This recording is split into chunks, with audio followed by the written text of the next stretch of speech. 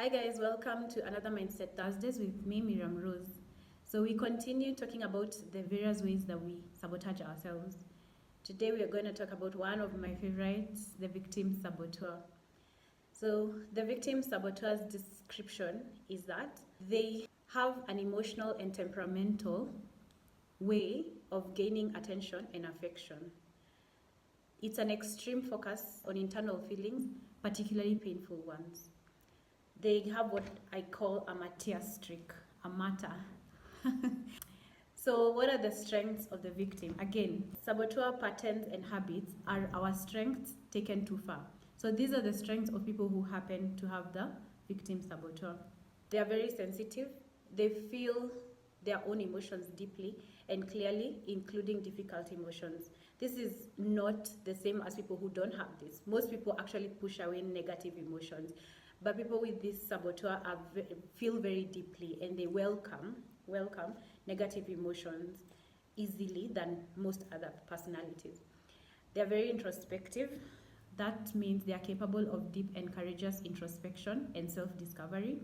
They are very perceptive of nuanced inner workings of the mind, and they are capable of using that to connect, teach, inspire, or heal. So what are the characteristics? How will you know if you are a person with a victim saboteur? So if criticized or misunderstood, these people tend to withdraw, pout, or sulk. They can be fairly dramatic and temperamental. When things get tough, they want to crumble and give up.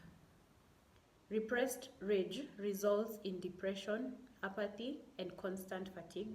These people are unconsciously attached to having difficulties. Let me explain a bit about this. So for you to keep reinforcing that habit and to justify it, those people keep bringing to themselves or attracting difficulties so that it can be perpetuated. That's why it's a self-sabotaging mechanism. And finally, these people get attention by having emotional problems or being temperamental and silent. The thoughts are such as, no one understands me. Poor me. Terrible things always happen to me. I might be uniquely disadvantaged or flawed. I am what I feel. I wish someone could rescue me from this dreary mess. What are the feelings of people with this saboteur? They tend to brood over negative feelings for a really, really long time. They feel alone and lonely even when around people. And they have feelings of melancholy and abandonment constantly.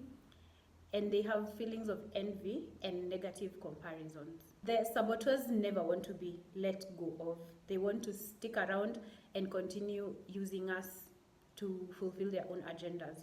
So these are some of the justification lies that the victim saboteur has someone tell themselves so that they can keep being relevant.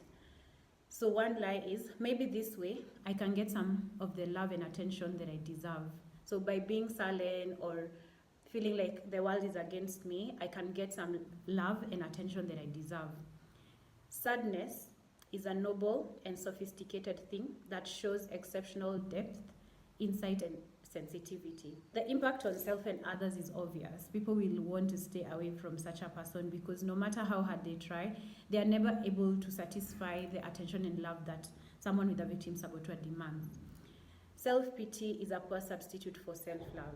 So most people think that being in a state of self-pity is equal to self-love. That's not true. So people with this saboteur push people away in a constant test of whether they care enough to stay. This is very sinister. So what this saboteur has you do is that you keep pushing people away so that you can see whether they will fight to come back. And now what happens is that when you push people away, they don't understand why you're pushing them away, so they move. And then the victim saboteur tells you, yeah, I told you these people don't even care about you. And then you go back into the loop of, woe is me, nobody loves me. It's a vicious cycle. And then others feel frustrated, helpless, and guilty that they cannot put more than a temporary band-aid on the victim's pain. So, like I said, the victim is hell-bent on remaining relevant. So they will do anything. The victim is going to do anything to keep people away.